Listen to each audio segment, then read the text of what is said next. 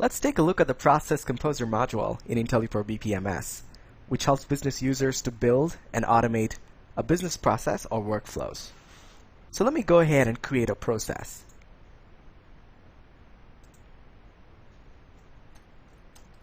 Let me key in the process name. And now what you see is the design palette of the Process Composer module. And these are the start event and the end event. And what you see on the left-hand side are various components to design your business processes. It consists of various activities like events, data, gateway. Now in activities, we have human activities. We have email activity, which is an email notification sent to a user when a task is assigned. If you would want to connect to an external data source or database, you can use our database activity. And if you want to connect to your web services, you can use our SOAP services activity as well. And if you want to generate a document during the process or the end of the process, there is a template activity that you can use in the process to create a template. So building a process workflow is extremely easy just by dragging and dropping these activities into the designing palette or the design area. Now let me go ahead and show you the different components like data. Data is where you update your data attributes in the process. And events are those components that are external to the process but influence the process. Now let's say there is an activity happening in an external application which influences the process or the process flow that we consider as an event. Now we have events like event listener, which constantly listens to an external application, and should there be any changes to the external application will also affect your process. We also have events like timer activity, which basically times an activity in the process to start or stop a process or the workflow. We also have wait for an event, start and end event as well. Similarly, we have gateways. Gateways are decision boxes where you can set your rules and conditions. We have exclusive OR condition where you have multiple paths based on the condition the process would flow. We also have inclusive OR, which has multiple paths, one or more paths as well. And parallel split condition or a gateway is where there are multiple paths and the process has to flow through all the paths to complete or fulfill the condition. Now with this example, let me quickly go ahead and drag and drop each components or activities into the design palette and design a simple purchase request process. Let me drag and drop a human activity.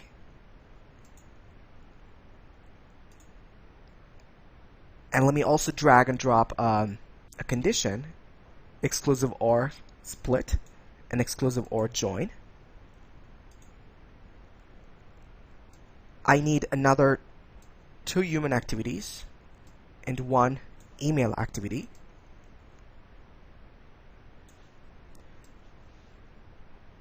And the workflow is a user raising a purchase request.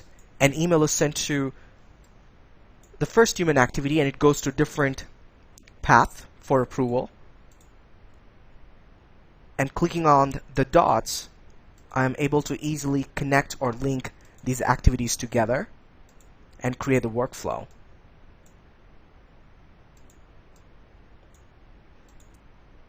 And now, once I'm done creating the workflow, let me go ahead and key in the properties. So double clicking on human activity, I get to this dialog box where I can give a name to this particular human task. I can assign a user, clicking on the user radio button. And here you get a list of the users through your Active Directory or LDAP integration. And you can also set conditions, user assignment as well, like department, group type, etc. And once you're done with assigning the user, let me go ahead and threshold this particular human activity.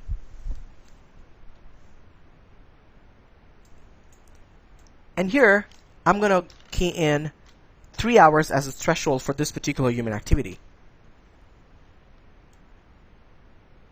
And even after the threshold time, the human activity is not performing, I have the capability to go ahead and escalate this particular task.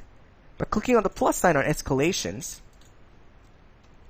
I can key in as to whom the escalation has to go. I can key in the action.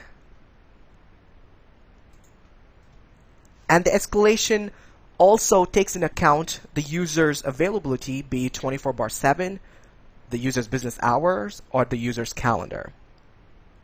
And once you've done assigning or entering the escalation as to who the escalation has to go to, you can also reassign this particular task by clicking on the Reassign tab and select the user, or you can have a conditional user assignment as well. And the same way, you can also send different alerts and events to complete this particular task. In this case, I'm going to give 2 hours. Every 2 hours, there is an event or an alert which is sent to this particular user. And when this is done, now it's important that you go ahead and associate a form to this particular activity. So clicking on Form gets you to the Forms property where you see a list of forms from our Forms library. You select the appropriate form. You click on the form, and you also define the action output or the action type. Either the user has to approve it, or he has to reject it, or he needs any sort of clarification. And once that is done, you hit on Save.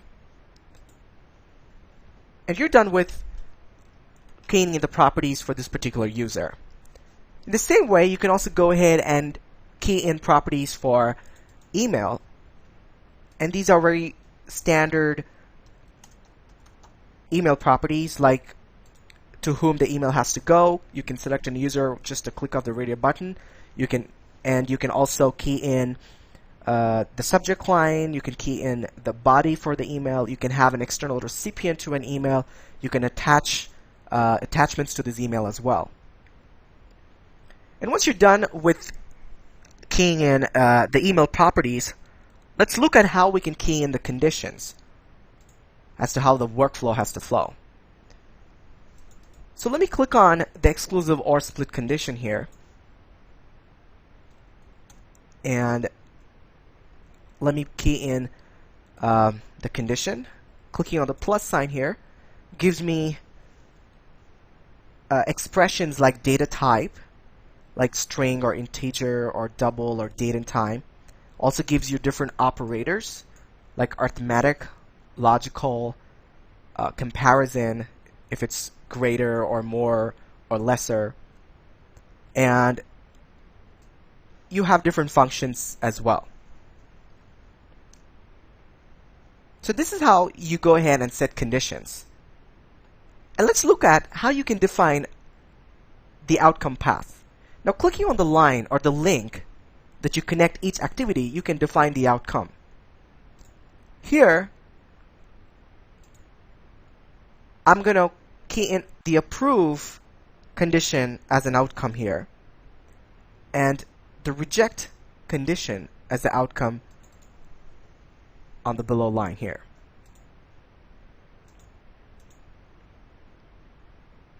Now, to explain the workflow, when a user sends an email, it goes to the team manager, and if he rejects it, there's an email that goes to the user.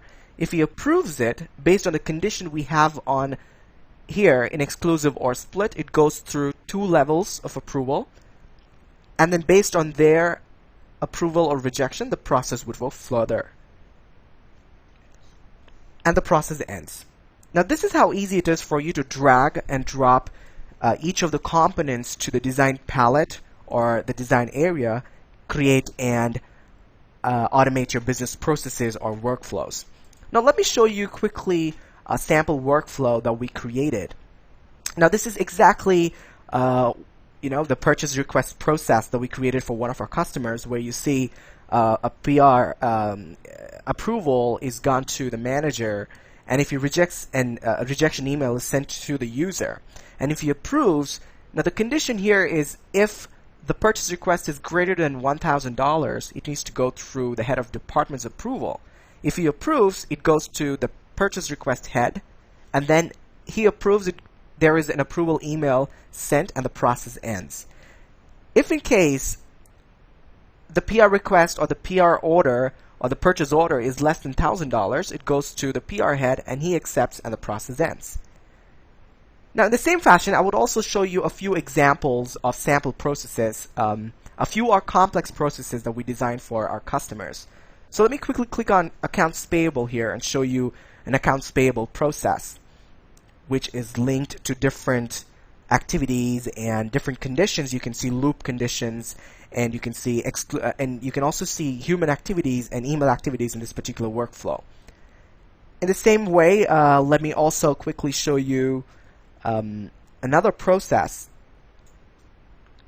Let's click on the new purchase request process, and here you see there are different departments in this workflow, starting from HOD to team lead and to other members of the supply chain as well.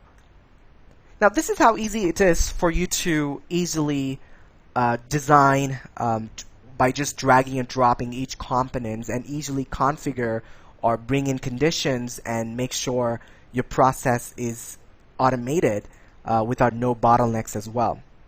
So IntelliPro BPMS adheres to 90% of workflow patterns, and and built on no-code, low-code concept, which helps the business user or a non-technical user to create rapid process application.